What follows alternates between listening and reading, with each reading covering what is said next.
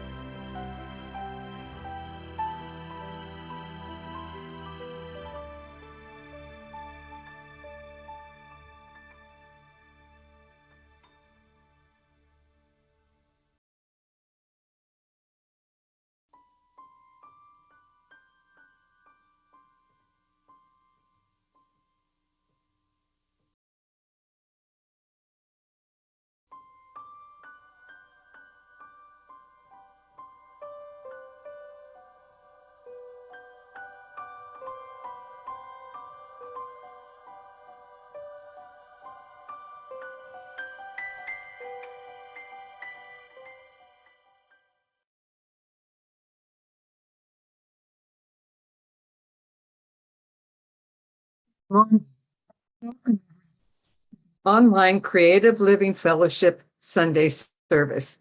Please join us in our opening song, Holy, Holy Way.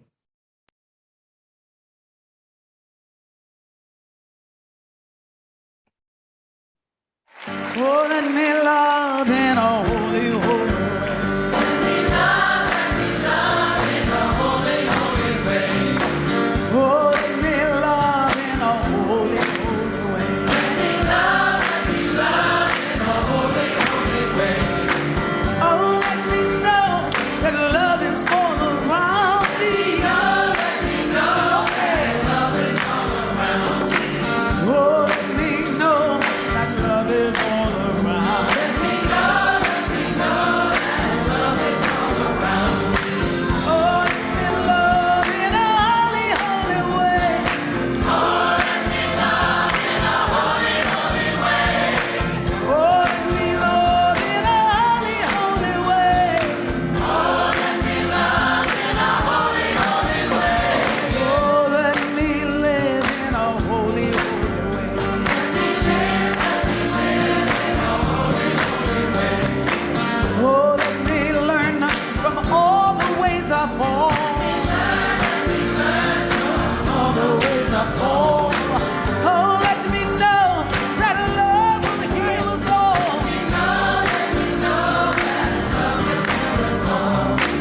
Oh, let me walk each day a little wiser.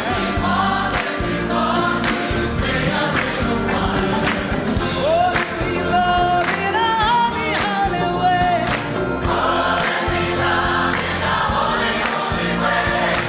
Oh, let me live in a holy, holy way. Oh, let me live in a holy, holy way.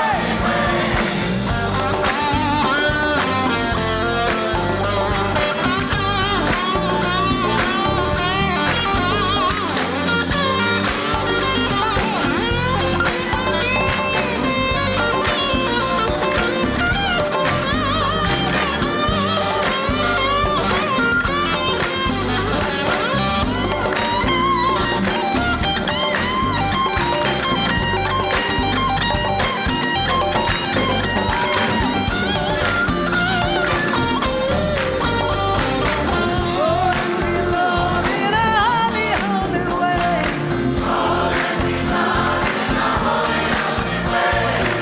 Oh, let me live in a holy, holy way. Oh, let me serve in a holy, holy way.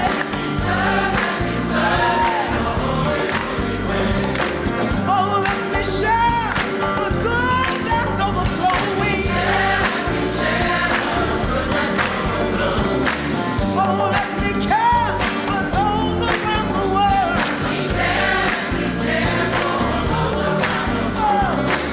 Oh, let my steps reveal the path of peace. Reveal the path of peace. Oh, let me serve in a holy, holy way.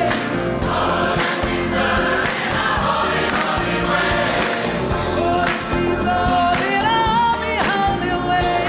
Oh, let me love in a holy, holy way. Oh, let me love in a holy, holy way.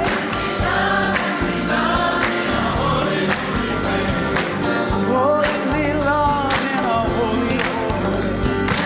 Oh, let me love in a holy, holy way.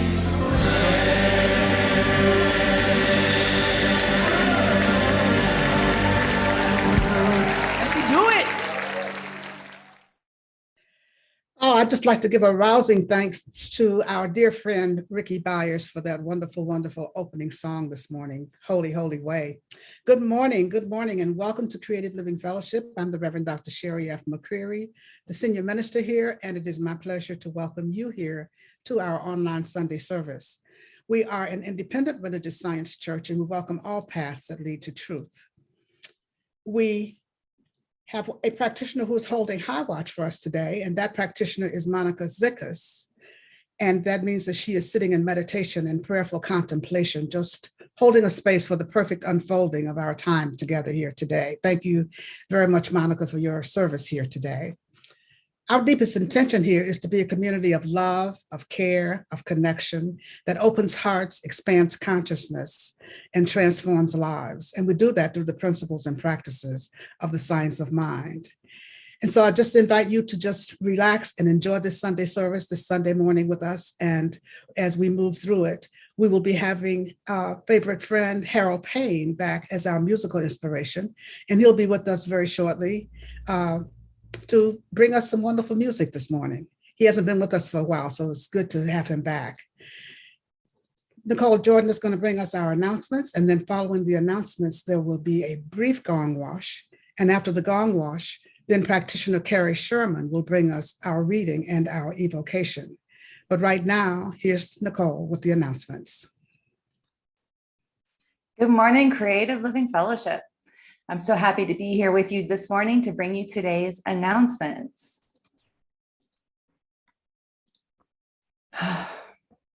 Meditation is a great mindfulness practice that helps us get comfortable with silence. And as we master that still silent space, we open ourselves up to God. So join us for midday meditation to start or support your meditation practice. Midday meditation is at noon, Monday through Friday. We also hold a 20-minute pre-service meditation on Sundays at 9:35 a.m. Join us for any of these meditations through our Facebook and YouTube live streams or in Zoom. Speaking of spiritual practices, join Reverend Jorge every Monday evening and dive deep into the heart of practicing science of mind principles.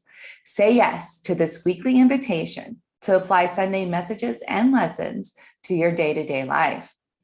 Using the practices of contemplation, prayer, and introspection, open up to see beyond your boundaries and self-interest and transform your consciousness. You can participate in Monday practice with Reverend Jorge through our Facebook and YouTube live streams at 6:30 p.m. And I understand he's doing some very powerful compassion practices this month, so you don't want to miss it. Stay connected and supported with your CLF family and join Reverend Sherry every Tuesday as she hosts a Community Care Connection Zoom meeting at 6:30 p.m. This week, Reverend Sherry will be leading us in life's purpose visioning. This is a powerful process that reveals more the more you do it. Visioning is another spiritual practice. This practice aligns you to possibilities for your life greater than you could ever imagine. Join us this Tuesday and open up, surrender, and catch God's vision for your life. We look forward to seeing you then. Join our practitioners and ministers on Friday, April 15th at 6 p.m. as they explore the metaphysical meaning of Jesus' 7 last words. Watch in Zoom or on Facebook or YouTube live streams. Remember, you can use your smartphone to text to give and make your contributions to CLF. Simply text the amount you'd like to give to 602-610-1868. And if it's your first time donating by text, you'll be sent a reply that will send you a link to set up your account. And after that, it's as easy as texting the amount you'd like to tithe to 602-610-1868. The links for all of our activities can be found on our website under events and on our Facebook events, or in your weekly newsletter, and also in the comments of our live streams. That's it for today's announcements. It is now time to move on to our gong wash, followed by a moment of silence.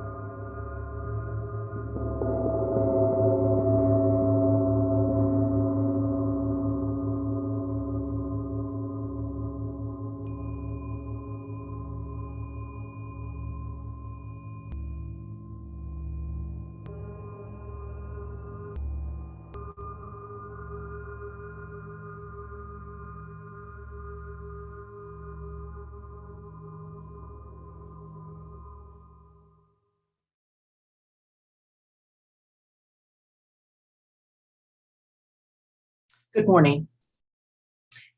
Today's reading is entitled The Contagion of Fear, and it is excerpted from the Living the Science of Mind book by Dr. Ernest Holmes. It is possible for us to catch fear from others as we would catch a cold, for we are all unconscious, mental, emotional, and spiritual broadcasting stations. Our real enemies are our fears and phobias, our doubts and uncertainties, our anxieties, and our inner conflicts. The world is too largely governed by fear. We are afraid of this and that or something else. We are afraid of what has happened, what is happening, and what we think is going to happen. If fear is contagious and does in some mysterious way secrete a germ which acts negatively in the physical body, it is not too much to say that it also secretes some kind of mental germ in the whole race mind, which affects everyone with a sense of confusion and uncertainty and anxiety. Each one of us should analyze our own thinking to determine what is wrong and replace every fear with faith and confidence. But where are we going to get this faith and confidence?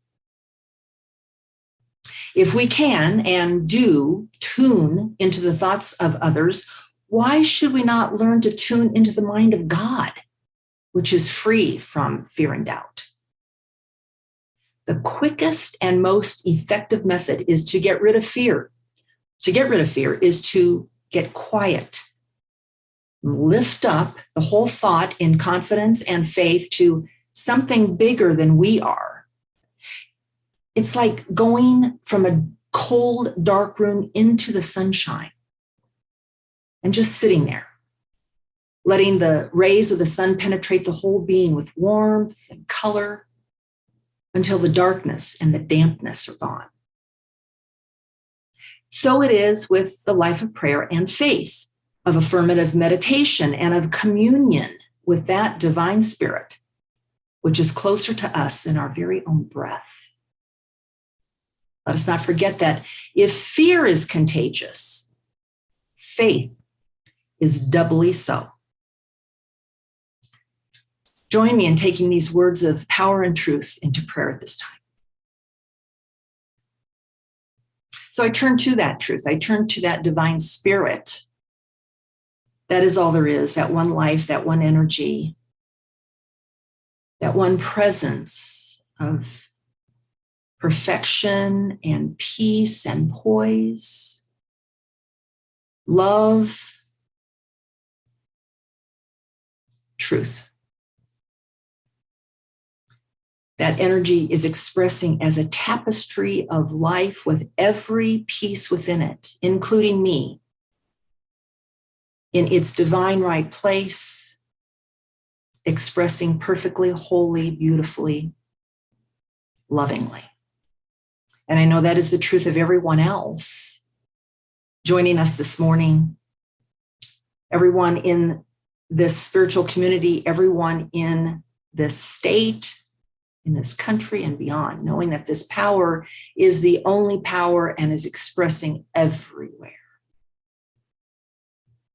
And so I know that this power protects and soothes, is there to remind everyone, do not fear. I am here, my beloved.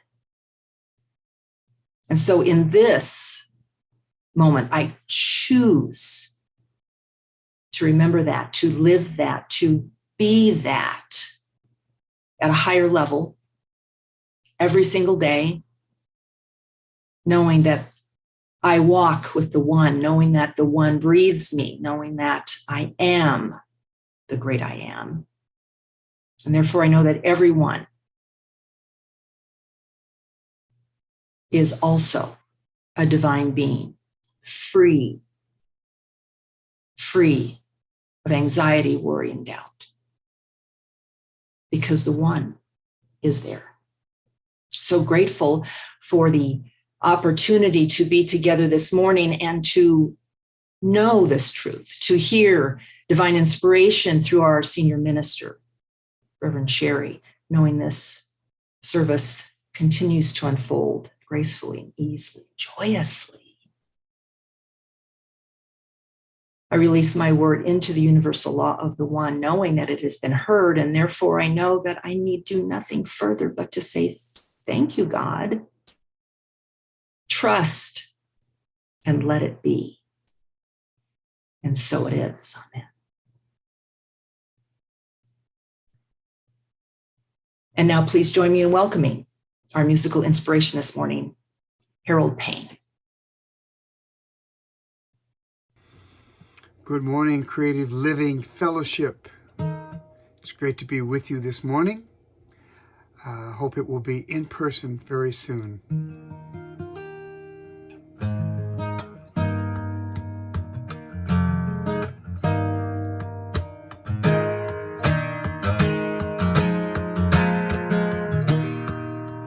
I'm a fearless flyer. I'm a wind rider. I am all I need to be. In the pouring rain of a hurricane, I am flying fearlessly. I am the rose of winter,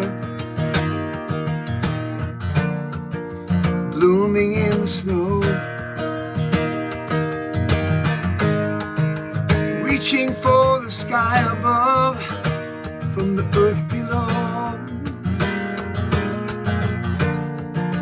growing from a tiny seed, awakening these dreams, believing in the miracle of spring. I'm a fearless flyer, I'm a wind rider. I am all I need to be. In the pouring rain of a hurricane, I am flying fearlessly. Standing on a mountaintop, I take a leap of faith, knowing it's a moment that cannot wait, rolling with the changing current, dancing with the breeze. As inspiration carries me where my soul is meant to be. I'm a fearless flyer, I'm a wind rider. I am all I need to be. In the pouring rain of a hurricane, I am flying fearlessly. Here in the silence, the shadows grow long. I am the shining sun, rising with the dawn. I'm a fearless flyer, I'm a wind rider. I am all I need to be.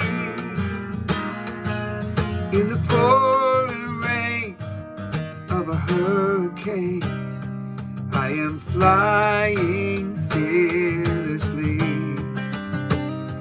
I am flying fearlessly.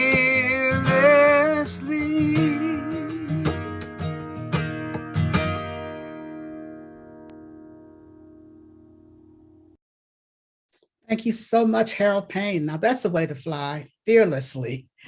I don't know how many of us do that, but that's certainly something to aspire to. Thank you so much, Harold. We'll see Harold Payne again a little bit later in the service. Let's just take a breath together as we just move into this part of our service. The theme for the month is the compassion connection, the compassion connection. And that's what we're talking about this month, compassion, that quality that Ernest Holmes refers to as the gentlest virtue. And it's also the strongest virtue, that of compassion, the emotional response we have to perceive suffering and the authentic desire to do something about it, to relieve the suffering that we see. And so compassion shows up in so many ways, and it's a call. There's a call from compassion in every aspect of our lives. And so today we're looking at the connection of compassion to fear. The topic today is the contagion of fear, the contagion of fear. And as the reading said, fear is as contagious as catching a cold. We can catch fear from others, and others can catch fear from us. When we are together, there's something that happens in the race mind and race consciousness. There's something that happens that's almost an unconscious emotional response that we have. There's an energetic response that we have that just sends off those vibes that fear, it just becomes a contagion. It's communicated, it's spread from one person to another, from one community to another. And it's also spread within ourselves. We just aren't talking fear outside, external fear, because once we are dealing with fear within ourselves, then it just sparks more and more fear about one thing after another, one thing after another, one thing after another, one thing after another. And before we know it, we are filled with fear. We're filled with fear. And so I think that what we really want to do today is to examine just what fear looks like, how we experience it, and then what to do about it. So let's just take a breath together as we just recognize that we learn fear in childhood, really, but in all areas of our lives. We learn it in childhood from our parents, from our schools, from our churches, from our friends, from the community. There's just so much that happens that just teaches us fear from the time we enter this plane. And so what we do is we walk around with so much of it as a part of who we are, as a part of our consciousness, as a part of our makeup, that we don't even recognize that we are operating in fear. We don't even recognize that fear motivates many of our actions, that fear informs many of our decisions, that fear holds us back from living our lives fully and completely. And so what we want to just recognize today is that there is the existence of fear, and then there's the existence of more than fear, of living life without it, living life without fear, living life without fear. And that sounds easy, and it is not. It is not. It's simple, but it's not easy. And so Ernest Holmes talks about fear being the negative use of faith, because sometimes we have more faith in the fear than we do in what we really would like to experience. We have more faith in the fear than we have in God itself. We have more faith in fear than we do in anything. And someone said that the biggest crisis that we face is fear, because in fear we begin to believe in the reality of the crisis. In fear we begin to believe in the reality of the crisis, whereas in faith we turn to that which is real. And so what we want to do is to look at what's happening with us when we go through these times of fear, when we go through these times of anxieties, when we go through these times of situations that come up that are beyond our control, which most of them are, but we don't recognize that they are. But the whole thing about fear is it's really when we are dealing with the unknown. There's so many things that bring fear into our lives when we're dealing with the unknown. We don't know what's going to happen next. We don't know whether we're going to get that job that we applied for. We don't know what the diagnosis is going to be. We don't know what's going to happen as we go down the road. We don't know what's going to happen with the economy. We don't know what's going to happen with so many things in our lives today. And the truth is that we've never known, but we always thought that we did. We always had some kind of comfort as we look back. We thought that we knew, but we really didn't. So looking forward to the unknown, we move into that place of clutching, into that place of anxiety, into that place of holding on, into that place of closing our hearts, into that place of just pure and simple fear. And so Ernest Holmes says that if we are dealing with fear, if we are walking around fearful, there's a method for getting rid of that. There's a method for releasing it, for living our lives fully and living our lives completely. And I think that it's really worth us taking a look at. It's really worth us really considering, because as I said before, fear can hold us back in so many ways. I have a lot of fears in my life. I have had a lot of fears in my life. I've gone through a lot of times of fear, and some of them, I want to say some of them have been irrational, but I'm not sure that there's very much fear that is rational. I think that most fear is irrational. Of course, it's rational to be fearful of a hurricane or a storm if you can't get out of it, or some life-threatening thing that we can't get out of and that we are faced with immediately. But when we can go through the steps of just dealing with it, then we can begin to open up and to release and to let go and to really turn to that one power, that one presence, that one life that is within us, that is always right where we are, and just be able to release and let go of that fear that we're holding on to. And so Ernest Holmes says that we should develop a method, and this is the method that he gave us to just deal with fear that we are experiencing as we go through our lives. And he said the first thing that we should do is to not harbor that fear, not hold on to it and try to hide it from everybody and pretend it doesn't exist. That what we need to do is to be able to express it to someone, to find a close friend or a confidant that we can really share our fear with, someone that we can really turn it over to, someone we can share it with, someone that we can open up our heart and our soul to, and just explain to them what we are feeling, what we are experiencing, how fearful we are. Because that person that we're talking to can help us to walk through it, can help us to see that what we are dealing with is not true, or help us to analyze it, or help us to really walk through it, help us to really take it apart, break it apart, and really look at what's happening and what we are feeling fearful about. And one of the first things that we do when we're afraid is to close down. We don't want to tell anybody. We don't want anybody to know that we're afraid, because first of all, we think that somebody might judge us. Somebody might feel like, well, that's silly for you to be afraid of that.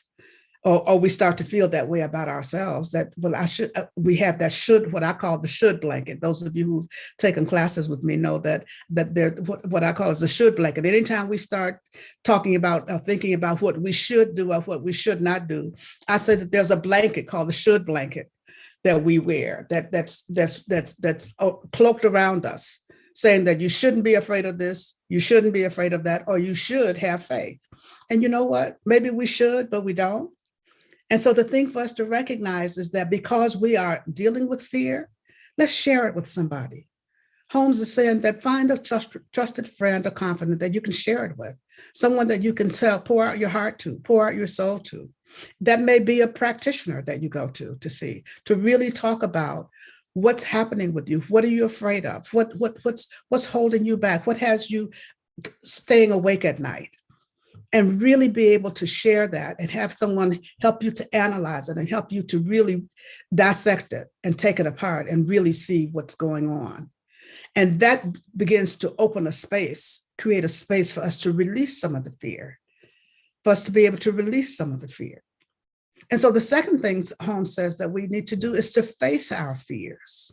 We need to face our fears and really look at them, really, again, we look at them when we tell somebody else about them, but we don't face them in the same kind of way when we are alone, when we are dealing with it ourselves. Pema Chodron calls that developing an intimacy with fear.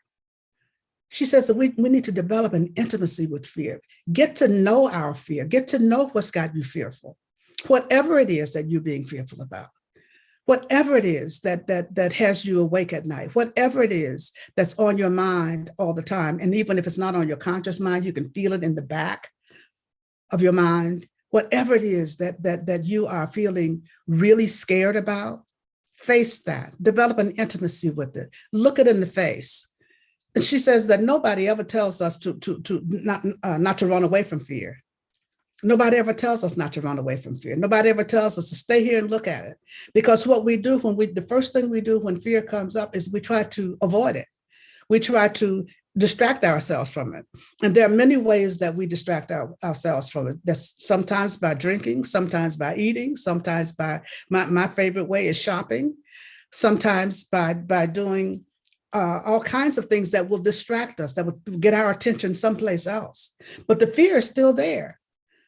It's still blocking. It's still holding us back. It is still impacting our lives, and it is still creating that energy that influences other people. That's how we pass it on to somebody else. And so what we need to do is to develop an intimacy with it. Be willing to stay with it. Be willing to be with it. Be willing to really look at it, no matter how scared you may be, no matter how uncomfortable you may feel. Just being willing to look at it and to admit that this is what I'm feeling, this is what I'm experiencing. This is, and when we are really developing an intimacy with it, where do I feel it in my body? How am I responding? How am I reacting? Is it making me more impatient? Is it making me more irritable? Is it making me go into hiding? Is it making me move into denial? Just what is happening right now? What is happening with me right now as I go through this fear, as I go through this time of fear? And facing fear and developing intimacy with it can be really, really, really scary. It can be really, really, really scary because sometimes we feel when we're dealing with it that we're all alone. That's why it's good to have a friend that we share it with. Because in fear, we are so used to internalizing it. And we're so used to pretending it doesn't exist that we bury it and we are feeling alone. But you know that what fear does, it separates. What fear does, it makes us feel that we are separate from God. It really, because when we are in fear, we are feeling separate from God. When we are in fear, we are really being in that place where we are not allowing ourselves to recognize that power and that presence of God, that one life, that one mind, that one being, the source of our being is always right where we are. That's not where we are when we're in fear. When we're in fear, we are in a place of separation. And so developing an intimacy with it and really facing it, really acknowledging this is what I'm feeling. And as I said, that when we are fear is a learned behavior. When we learn fear, Holmes says that we can unlearn it. We can learn faith. We can learn something different. And it comes from so many different places. I think about, I'm reminded of when I was a child, when I was a younger person, a child, and then growing up, my biggest fear, one of my biggest fears was of death and dying. Not dying myself, but of other people dying. People around me dying. I was afraid of death. I was afraid of people who had died, thinking that they could come back. I grew up in a house that was directly across the street from a cemetery that was a block square. And as children, we heard all kinds of stories about that cemetery, about the people who were buried there, about people who were going to get up and come back at night. And knock on the door. And there were old people who would tell us all kinds of stories about the people in the cemetery. And particularly if there had been a funeral out, a burial that day, then I would be petrified at night because I was afraid that the people were going to get up and come over into our house. And my mother was a very logical person. And she used to say, don't you know that if those people would get up, they would go home. They would not come over here. They would not come over here to see you. They wouldn't do anything but go home. So it doesn't make sense for you to be afraid of someone who has died, someone who was in that cemetery. And I had a foster sister who lived with us who was older than I. And as soon as mom would stop saying that and go back to her room, my sister would say, yeah, but they're going to stop by here first and knock on the door and get a glass of water or something. And that would just scare the bejeebies out of me. And I lived in that fear so much. And as I said, we hear all kinds of stories about the cemetery. We hear so many stories about people who came back after they died. So many things that we would hear living there in Alabama in the South. And I remember one night, my sister and I had gone up to see someone who lived about a half block up the street from where we lived. And we were coming back home it was dark. And as we were coming down the hill, just before we got to our driveway, our next door neighbor jumped out from behind a tombstone with a sheet covering him. And we nearly lost our minds. He jumped out and said, boo, and came out with the sheet on. Well, I can't tell you how scary that was for us and how it reinforced my fear of that cemetery. It reinforced my fear of death and dying. It reinforced my fear of people who died or that people could come back. Even though I knew who it was who did that, it still, as a child, it still had a great, great impact on me. So I went through my life just feeling this fear about death and dying and people who had died. And lo and behold, when I stopped practicing law, and the first job I got when I moved back to California was to be a hospice chaplain. Now, I thought that the universe had to have a really great sense of humor for me to be employed as a hospice chaplain. And I was afraid of death and dying, and I was afraid of people who died. But you know what that did? Spirit put me in that place where I had to really face my fear. I had to really develop an intimacy with fear. One of the greatest fears I had was that I was going to be sitting with someone or ministering to someone and they were going to pass away. I don't know what I thought was going to happen, but that was a great fear of mine. But I had to live with that. I had to face that. I had to be with that. And it wasn't easy. It wasn't easy at all. I had to really breathe my way through it. I had to do the prayer work that I knew to do. I had to do affirmations. I had to do everything. And I still had fear about it. But the fact was there was no way I could run away from it. And so that's what that developing an intimacy with fear can be about for each of us. Developing an intimacy with it, knowing that it exists and just being with it and being willing to walk through it anyway. Being willing to walk through it anyway. That's what we have to do. The third thing that Holmes says that we do is to remember and to convince ourselves that there's a power greater than we are who put us here. And that power that's greater than we are put us here, that's the power that we can turn to. When we're feeling fear, when we're experiencing whatever the fear may be, knowing that power and that presence that is greater than we are is there, then we can turn to that. We can lay down our fears and turn to that power within. We can lay down our fears and know that God is in the midst of everything that's going on. God is in the midst of this situation that I'm experiencing right now. God is in the midst of whatever we may name it, whatever we may name it, whatever we may name that fear, whatever it is that we are afraid of, God is in the midst of it. God is right there. God is greater than whatever the fear is.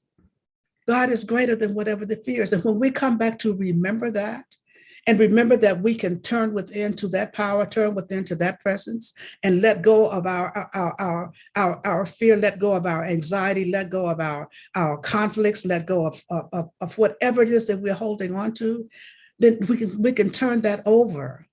Then it begins to release and relieve us from the pressure of the fear, begins to relieve us from that sense of separation. It begins to move us into that place of unity. It moves us into that place of oneness. It moves us into remembering who we are, and most importantly, remembering who God is.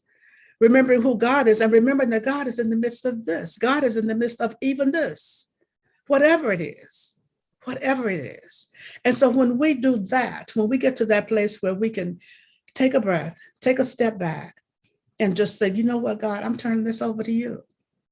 I'm turning this over to you. I'm trusting you and trusting that God is handling it, whatever it is, whatever the case may be. And so this is the way that we get into that place of just beginning to really let go of the fear. And when we turn it over to God, then we are moving into that place of faith. We're moving into that place of faith. And faith is contagious. Just as fear is contagious, so is faith.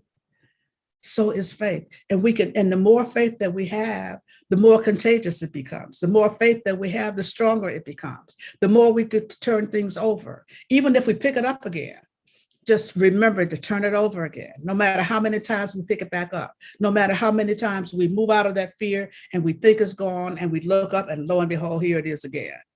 And you know what? We turn it over again, and we keep turning it over again, because each time that we're turning it over, each time that we turning it over, we're returning unto God.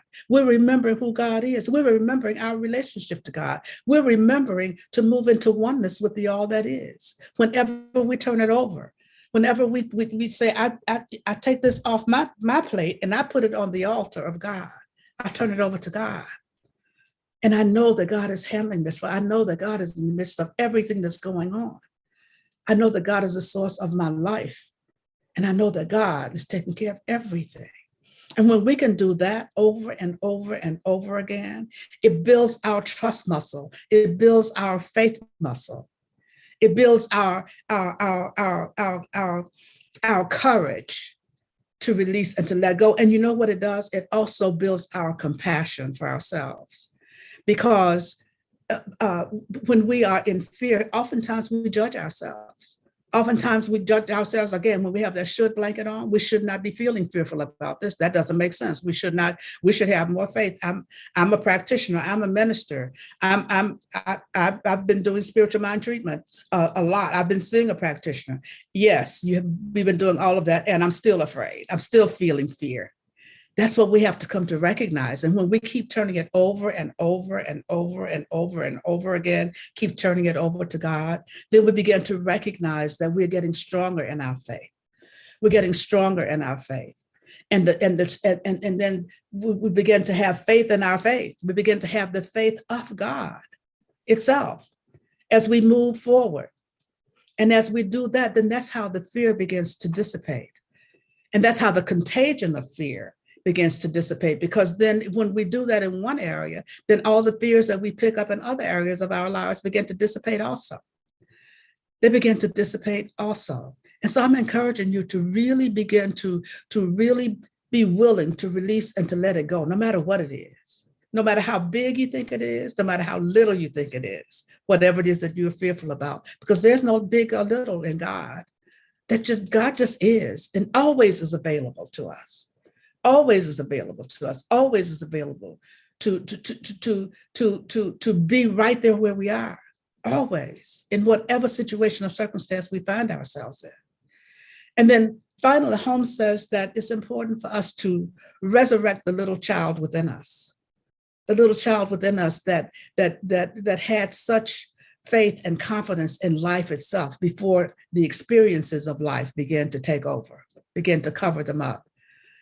For us to resurrect the little child and develop that faith that we had as little children, that we came in with as little children, that faith and that awareness of the presence of God, and trusting that presence of God within us, and resurrecting that, and then walking as though we know, walking through life as though we know that power and that presence is with us. Always, that power and that presence is guarding us, is guiding us, is protecting us, is lifting us up, is loving us, is caring for us, is caring for us.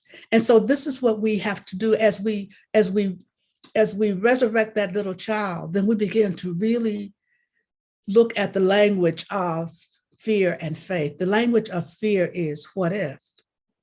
What if this happens? What if I get that diagnosis? What if I don't get that job? What if I don't have enough money? What if my car doesn't work? What if, all the what ifs? That's the language of fear. But the language of faith is even if I get that diagnosis, God is in the midst of it. Even if I don't get that job, God is my source and God is taking care of me. God is a source of my life. Even if my relationship doesn't work, even if whatever the case may be, we move from that place of fear, what if, to that place of faith, even if. And when we move into that consciousness of even if, then we know that whatever happens, that God is right where we are. That God is right where we are, that God is that from which we can never be separate, that God is the presence of God, and the power of God is that which never departs from us, and from whose care that we can never depart. And so just remembering that, to move into that place of even if the worst thing that we think of, if the worst thing that we fear happens, God is still right there, right where we are, right with us. So let's move from that even if that what if consciousness into that even if consciousness. And when we do that, we begin to get into that place where we can go to sleep at night, where we can rest easily. And even when the little things about fear that will still pop up from time to time, the different things will pop up because we are these spiritual beings having these human experiences. And as human beings, things come up. People say something, we hear something on the news, thoughts go through, race conscious beliefs, all those things come into making up our experiences. And as we start to deal with those, then we just take a deep breath and say, oh, I forgot. I was back into that what if. Let me just move back into even if whatever it is happens, even if. That's where we want to be. That's where we want to be. And as we really begin to practice this method that Holmes recommends, as we begin to go through this process, this is when we get to really practice, as Pema Children says, we begin to really practice unconditional compassion for ourselves. Unconditional compassion for ourselves. Imagine that, having unconditional compassion for ourselves. Imagine loving ourselves, caring for ourselves, accepting ourselves, being compassionate with ourselves, even when we're feeling afraid. Being willing to say, I'm feeling afraid, and I know that God is in the midst of this. I'm feeling afraid, and I know that God is right here with me. I'm feeling afraid, and I know that my faith is building and it is stronger than anything that I can fear, because I know that God is right here, that I am not walking this path alone. I'm feeling afraid, and I know that even if the worst happens, God is. God is. And that's all we ever need to know, that God is. That God is. And so it starts with us. It starts with us. Holmes says that if fear happens in our own minds, that we have to be our own doctors. And that we have to be our own doctors by clarifying and purifying our own minds. And we purify our minds with thoughts of God and with the truth that we know about God, that God is always, always, always right where we are. Right where we are. Right where we are, right here and right now. So let's turn within in this moment now and just recognize. Let's just recognize that as we take this breath together, that one power, that one presence, that one life, that one mind, that one breath, that one activity that is God is always, always, always right where we are. That one life, that one power, that one presence is my very life. And it is the life of each one of us here this day. And so how grateful I am to have this opportunity to speak this word for each of us this day, speaking a word of faith, just knowing that the faith of God is ours right here and right now. And that as we stand in this faith, we release and let go of the fear, release and let go of the anxiety, we release and let go of the doubt, we release and let go of the conflicts, we release and let go of whatever it is that would hold us back from being in that place of oneness, from experiencing our oneness with the all that is. And as we release and let go, then all of the qualities of God are right where we are, that there's healing happening in body temples. There's wholeness revealing itself in every aspect of our lives. And I speak this word of wholeness for each one of us this day, knowing that where there is healing needed in the body temple, that the power and the presence of God is. And that every organ, cell, tissue, function of the body is responding to that radiant healing presence of God. And I know that wherever there appears to be lack of any kind, God is. God is. And that all needs are met, no matter what we name them, no matter what we call them, God shows up in our lives, as whatever it is we may need in any given moment. And I'm just knowing that where there is a need of peace or harmony or joy or love or balance, peace of mind, that God is showing up as whatever it is, whatever it is. And we are experiencing this in each and every aspect of our lives.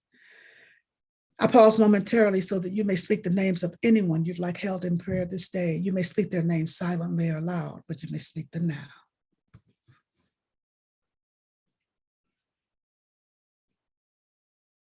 And so for all those whose names are spoken here this day, I know that God is right in the midst of every situation, every circumstance, everything that's going on in each and every life, and that healing is happening everywhere. This word goes out to anyone on this planet needing a prayer this day, knowing that God is. God is. That's all we ever need to know, that God is. Everywhere present, God is. And that wholeness is revealing itself everywhere. I speak a word of peace on this planet for anywhere that there's war and unrest, peace in Ukraine. I speak a word of forgiveness and compassion everywhere that is needed. I speak a word of joy for any place that joy needs to be experienced, knowing that God is joy itself.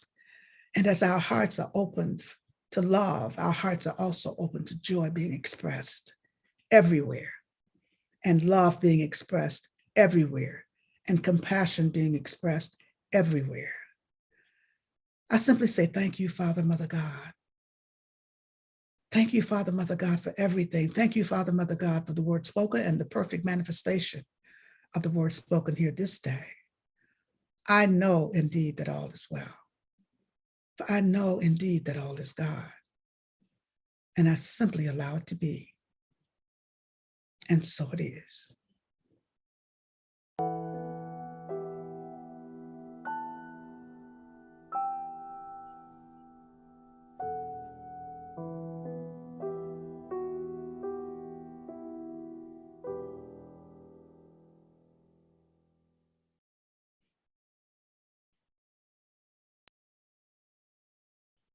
Thank you, Reverend Sherry, for those very inspiring words guiding us through the experience of fear.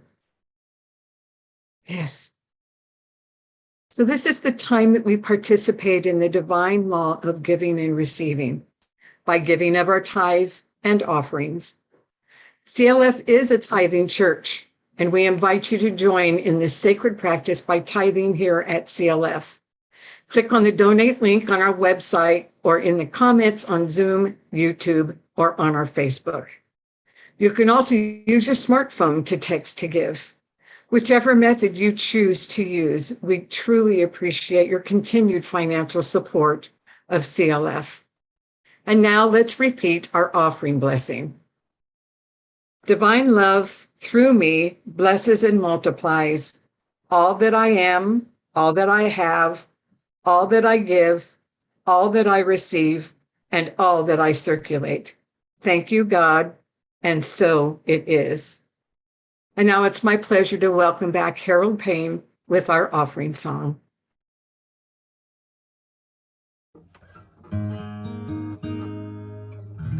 There are some fears I need to conquer. There are some walls I need to break through. If I'm gonna make my mark in this world, there's some things I've got to do. So many promises and doubting Thomases. You gotta reach down and find your own inner strength. All these sweet distractions trying to cause a chain reaction. What we need is a call to action right here and right now. I'm staying true. I'm the one who's gotta walk in these shoes. I'm staying true to let the real me shine on through. The power of intention is not a new invention, but it's the best way I can chart my course. There are no obstacles that are impossible. I've got some miracles of my own. I'm staying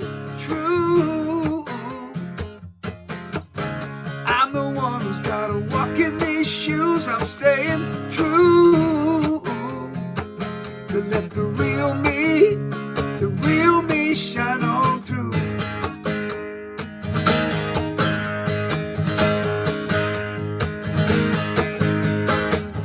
I don't fear the challenges any longer. They just help to make me stronger. I'm staying true. I'm the one who's gotta walk in these shoes. I'm staying true. And let the real me shine on through. I'm staying true. I'm the one who's gotta walk in these shoes. I'm staying true. And let the real me shine on through.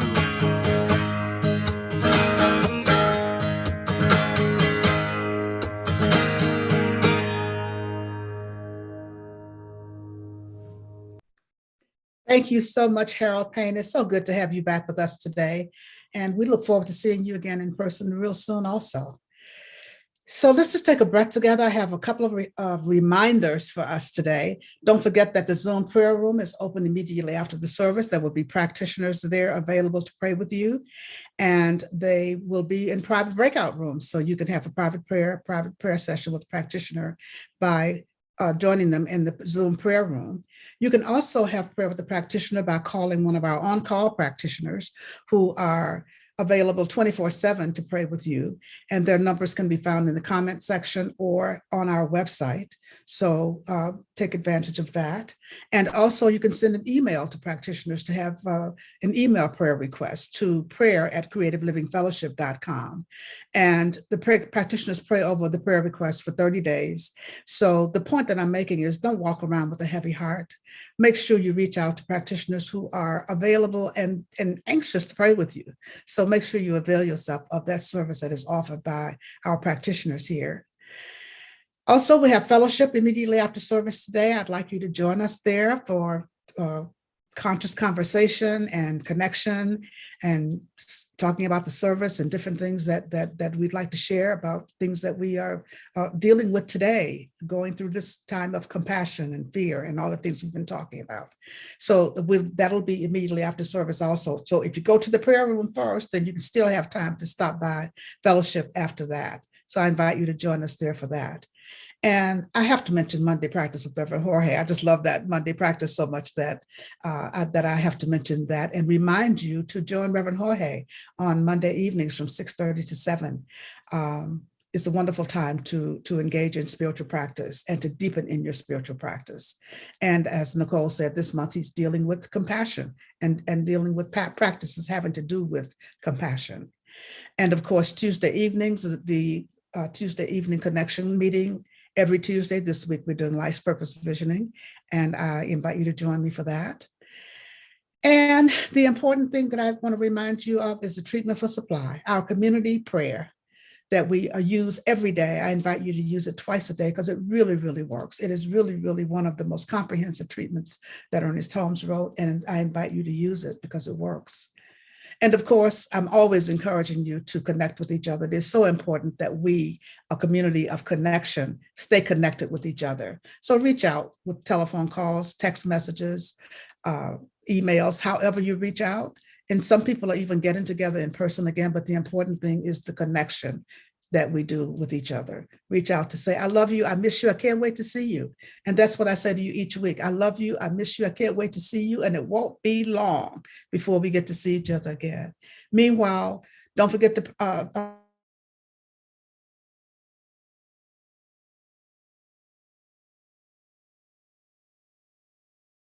and I will see you next week, or I'll see you sooner than next week. So take good care. I love you. Here's our closing song, I release.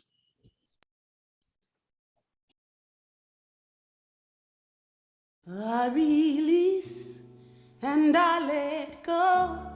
I let the Spirit run my life, and my heart is open wide. Yes, I'm all